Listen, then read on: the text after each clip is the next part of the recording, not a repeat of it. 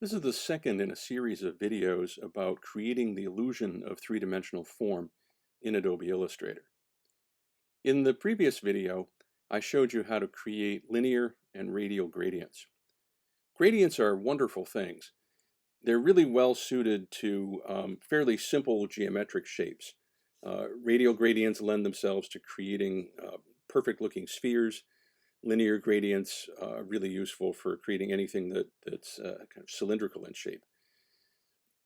But you'll find that gradients are not very useful for creating three-dimensional form on something more complex, like this object at the left, which is an outline of the shape of the duodenum.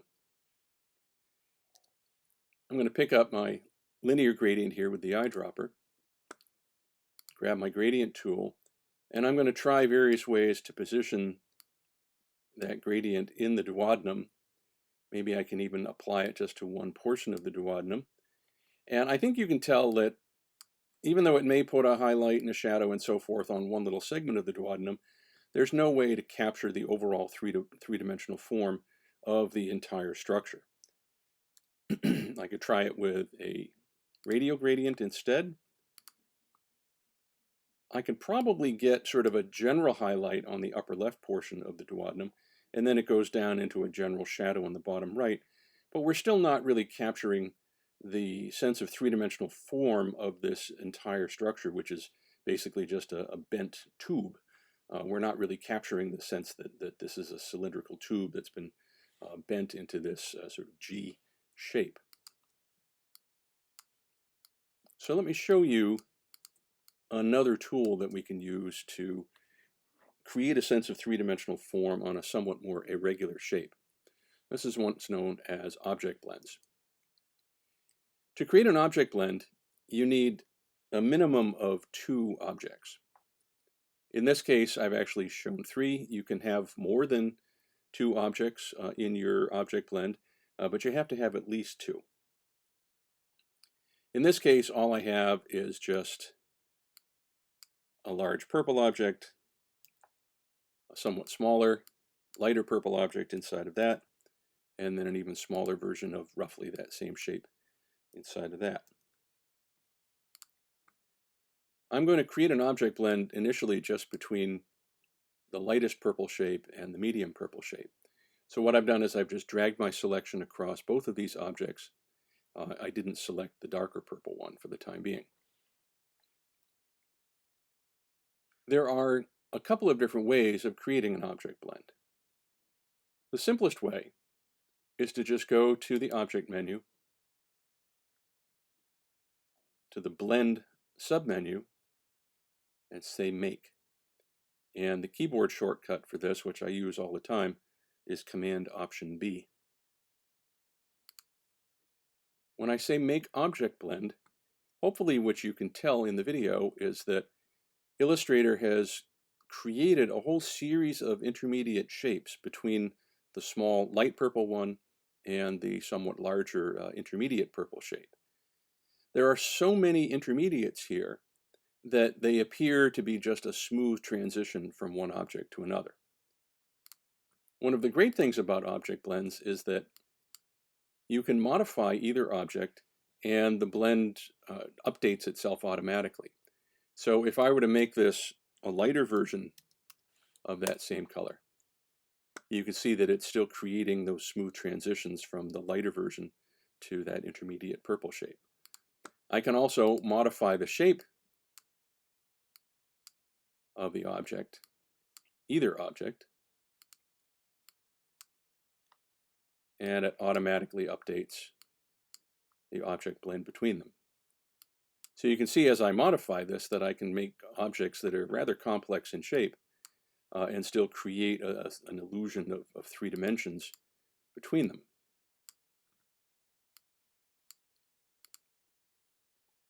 I can now add a third shape if I just drag my selection around all 3 objects. I could go back and say Object Blend Make again, or I could show you the other way of creating an object blend. That's to use the Object tool on the tool palette. It looks like a little square transitioning to a circle with one intermediate shape in between. If I select that tool, generally with this tool, it's important to click on the anchor point of one object and then the closest matching or corresponding anchor point on the other object that you're trying to blend it to. So in this case, we have 2 points here that are obviously corresponding to one another. I'm going to click on the anchor point on the intermediate purple shape and then the darker purple shape, and you can see it now adds that to our object blend. And as before, I can move any of these anchor points around and the object blend updates itself automatically. Or I could change the color of that larger shape and it updates everything automatically. Now I have some control over these object blends. I'm going to go back and reselect all 3 shapes. If I go back to the object menu, go back down to blend, I can't make any more because all 3 shapes have already been incorporated into an object blend. But I could release, which is simply going to undo what I did before. I can actually blend all 3 together simultaneously. It wasn't necessary for me to blend the light one and the intermediate one and then blend the dark purple shape in separate steps. I did that just for the purposes of the demo. It's possible to select all 3 shapes and blend them all at once. So I go back here and say make, and brings back my blend. I also want to show you the blend options. I'm going to go back to the object menu, back to my blend submenu, and choose blend options. The only setting in here that I really ever concern myself with is the spacing setting. And you can see right now Illustrator has that set by default to what's called smooth color, meaning that Illustrator is creating enough intermediate shapes between each of the original shapes to create this appearance of a smooth color. I'm going to turn on preview so that if I make any changes, you'll be able to see what they look like. I can change that spacing from smooth color to specified steps. And you see that the number 89 pops up here. What that's telling me is that when I had this set to smooth color, Illustrator was creating 89 intermediate shapes between each pair of existing shapes. So that meant there were 89 transitional steps between the dark purple and medium purple object, and also between the medium purple and the light colored object. Now I know from experience that I should be able to reduce that quite a bit and still create something that appears smooth to the naked eye. Let me try reducing that down to say 12. And I'll just hit the tab key. I've got my preview on, so hopefully you can see the object. If we zoom in on the object, well, I guess I have to click OK. If I zoom in on the object, you can start to see some banding, because now you can actually see the 12 intermediate steps between my shapes. But if I were to zoom out to 100% magnification, you wouldn't actually be able to see that banding anymore. So I know that at the size that things are typically reproduced, the size of the illustrations that I typically create for print especially, that banding's not going to show up. We reselect these objects and go back to my blend options.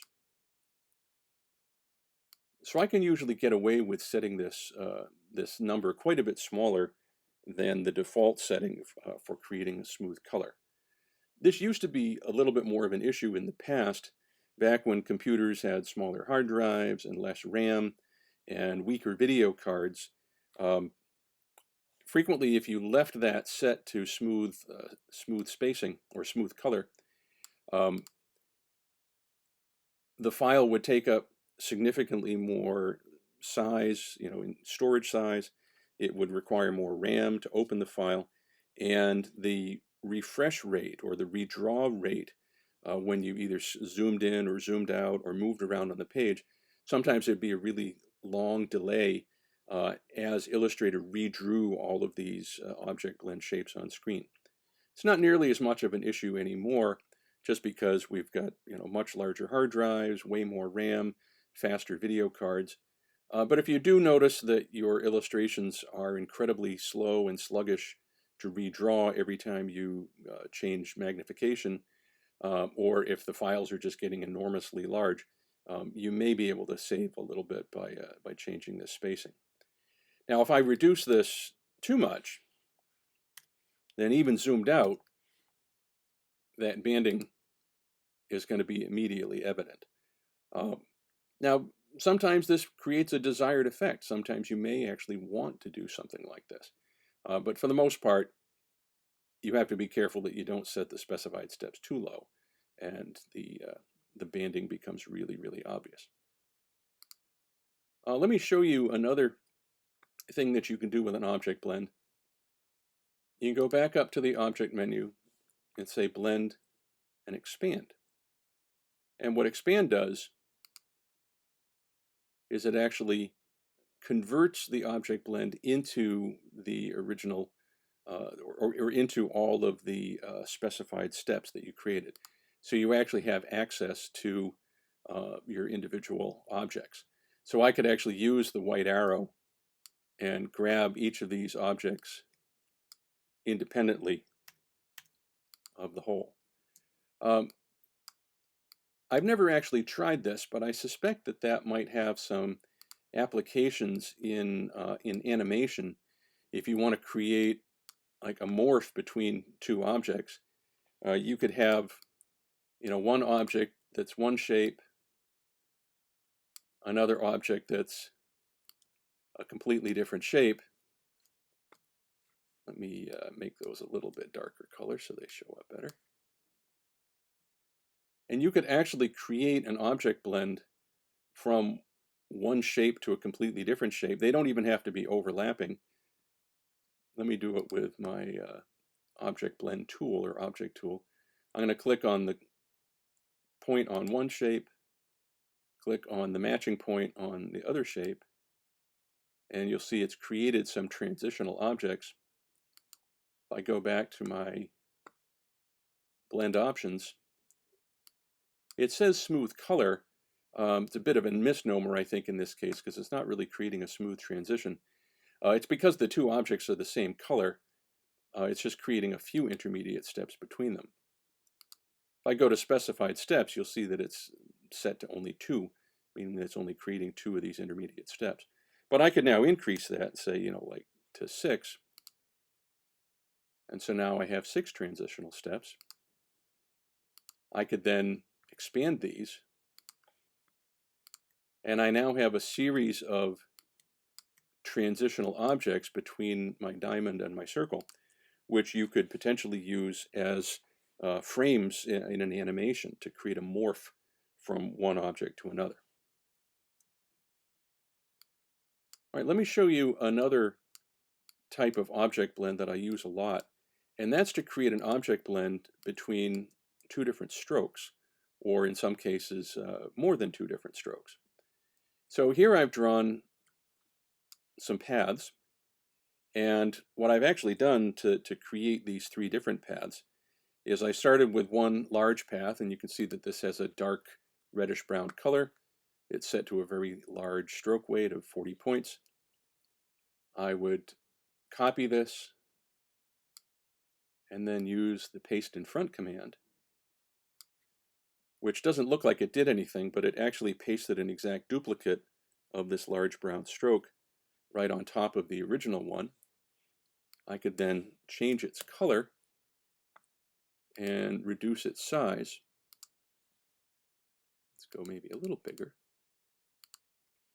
And then if I actually want to create my lighting so that it looks like it's coming from a certain direction, like typical upper left-hand lighting, I'm going to just nudge this over and to the left a little bit.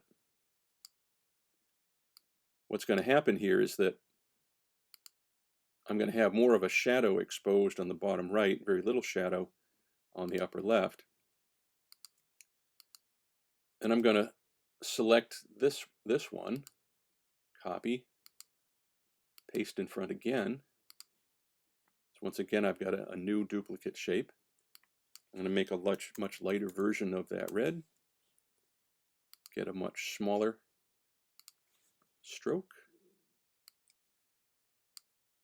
Nudge it also just over to the upper left a little bit. I guess I can delete this old one and move this one up and out of the way a little bit. And once again, I could create an object blend two different ways.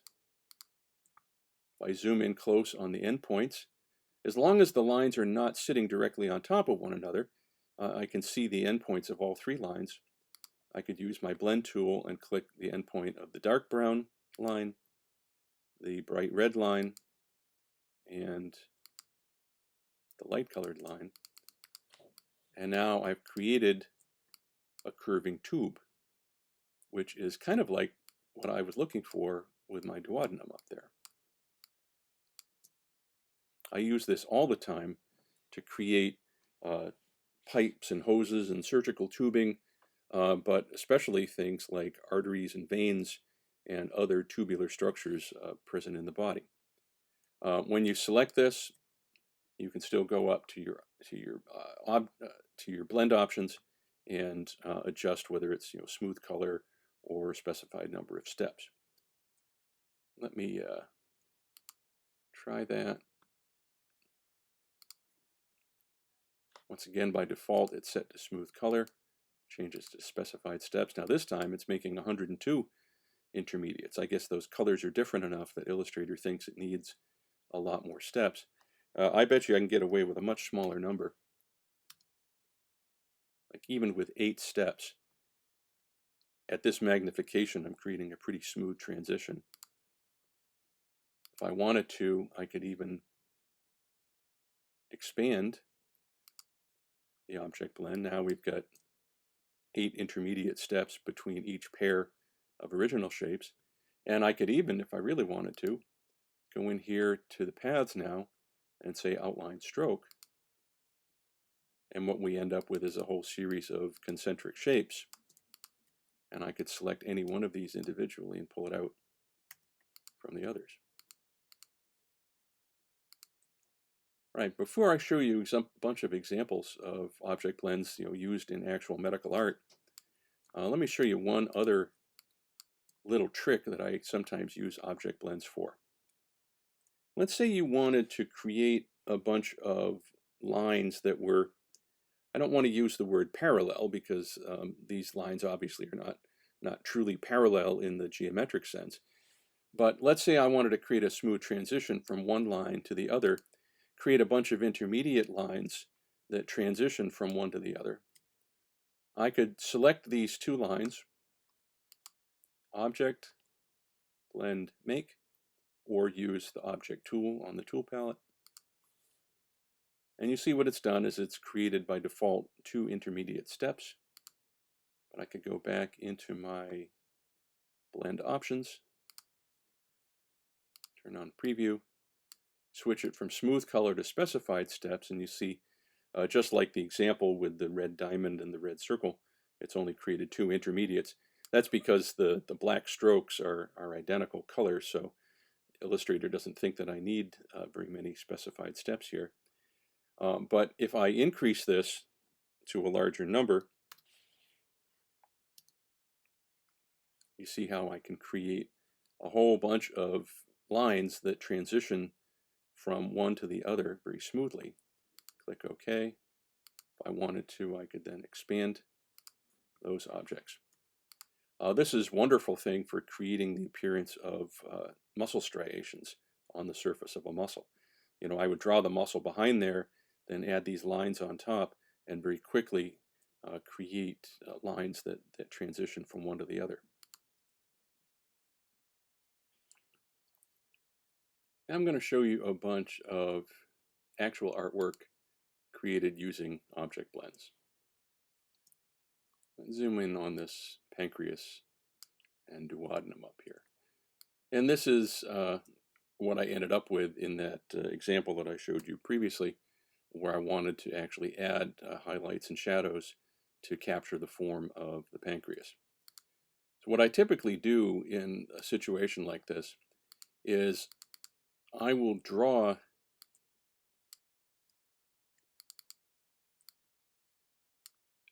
the artwork itself. I'll draw the actual object itself with just a solid color fill, and that will be, you know, my mid-tone color, the sort of, you know, native inherent color of the object. And then I'll add an object blend on one side to represent the highlight. And if you look closely at what I've done here is I just created this large oblong shape.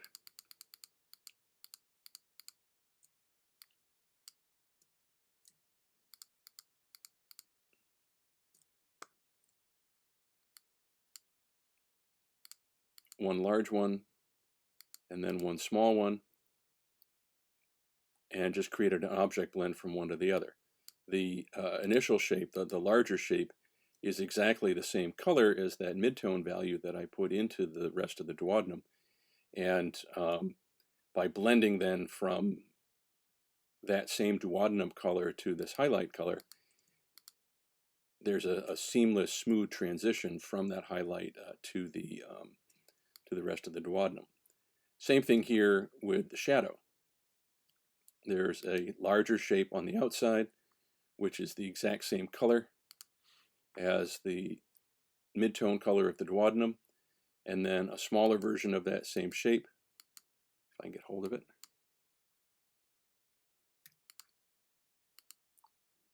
That's in a darker color. And then when I place that shape on the duodenum, I'm getting a seamless transition from the duodenum midtone color to its core shadow color. And I've done that in several places.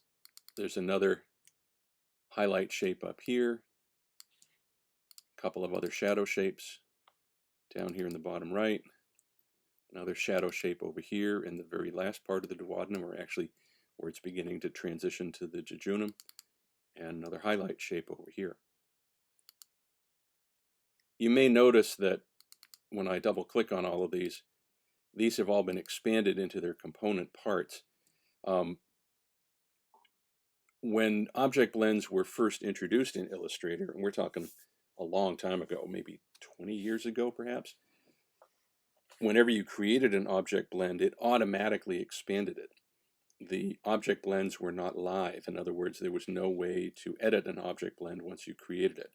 You'd create one shape, you'd create your other shape, you'd create the blend between them, and it would automatically split it up into its component shapes, which meant if you wanted to change anything or edit it, you had to delete all of the intermediates and then go back to your original shapes, make whatever changes you want, and redo it all over again.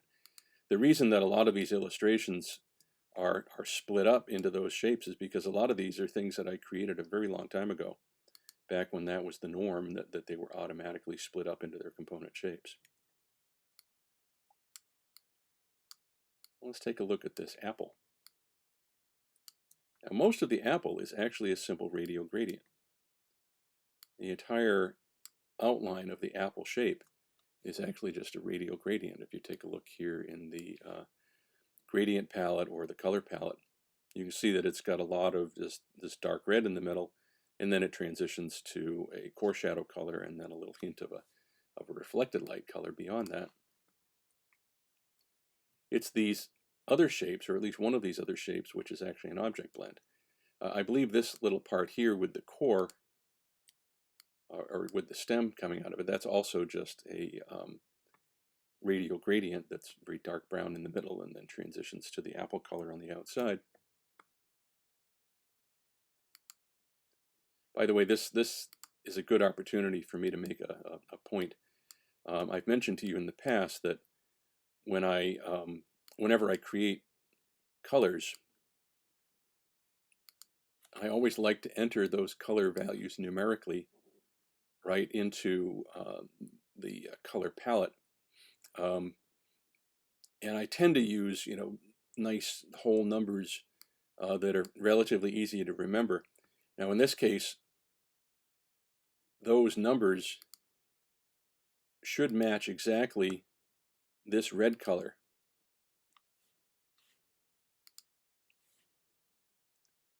in the larger radial gradient for the rest of the apple.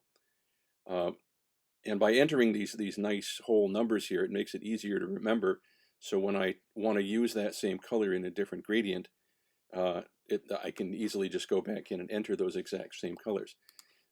By making sure that the colors at the outside of this smaller gradient perfectly match the colors of the larger gradient behind, you can't tell that these are two different objects. There's just a seamless transition from one to the other.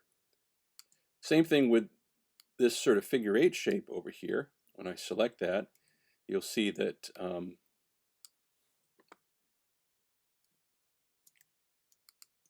there's this group of shapes in this sort of figure 8 configuration to create these little highlights on the apple. There's actually two slightly different highlights. There's a smaller, more diffuse highlight here. There's a little bit shinier highlight towards the upper left. There's a large figure 8 shape. And if you look at the color palette, you'll see that it also has the same color as the most of that gradient in the apple. And then this transitions to a smaller figure 8 shape, which is a lighter color.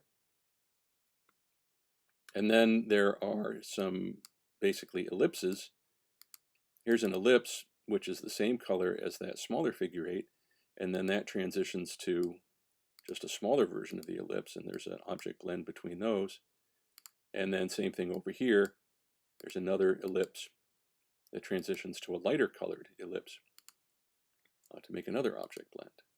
And so you put all that together, a couple of gradients, a couple of object blends, you get a fairly 3D looking apple. Come over here to this colon.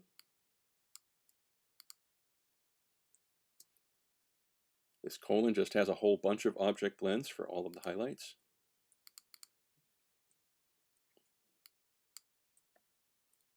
When I select one of these object blends, you can see that this one is not expanded into its component shapes. This is a little bit newer piece of artwork where I just where I was able to just leave it as a live object blend, which is nice because that means that if I ever wanted to edit this, and change the color or something, I could change the color on the fly and it would automatically adjust.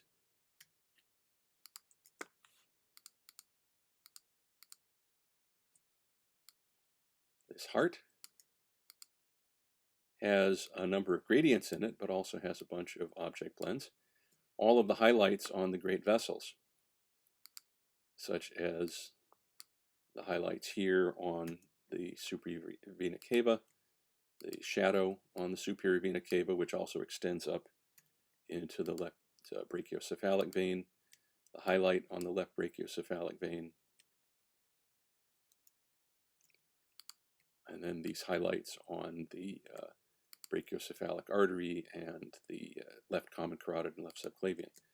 There's also highlights and shadows here on the aortic arch. So highlight there. Did something a little different here where there's a object blend to create smooth transition from the aorta color to sort of a diffuse highlight, but then I also added this additional shape on top to create a little bit more of a specular highlight on the aorta. So you can see what that looks like when it's all put together. Then there's a shadow down here, which is an object blend. If you notice in the center, it's a little bit purple in color.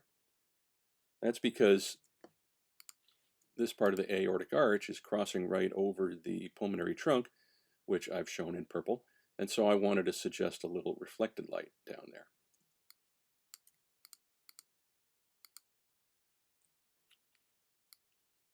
And finally, down here at the bottom left is an example of blending one line to another, blending one stroke to another to create this cutaway of the vessel. Now in this case, I just started with one very large dark brown line, and let me see if I can replicate this for you fairly quickly, or at least part of it.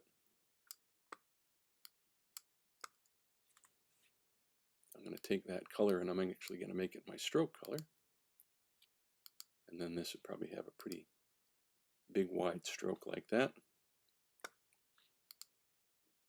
So that would be kind of like a shadow color. Let me take cyan out of there. Add a little bit more black instead.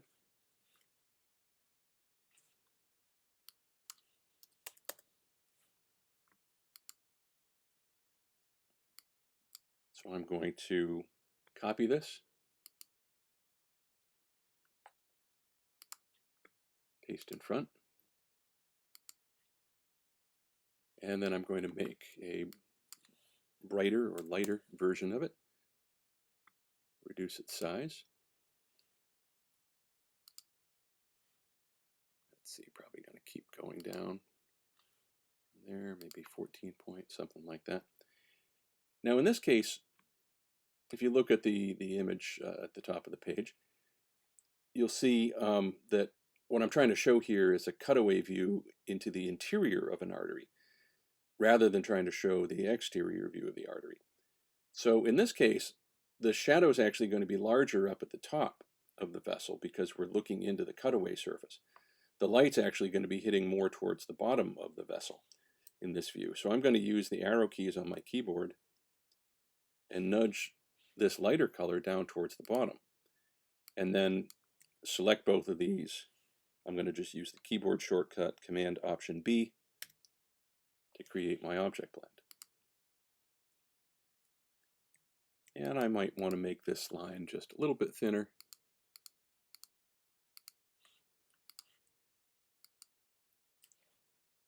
I could move it all the way down to the bottom. And then I would simply add the endothelial cells around the outside of the vessel. So I think that's it for object blends.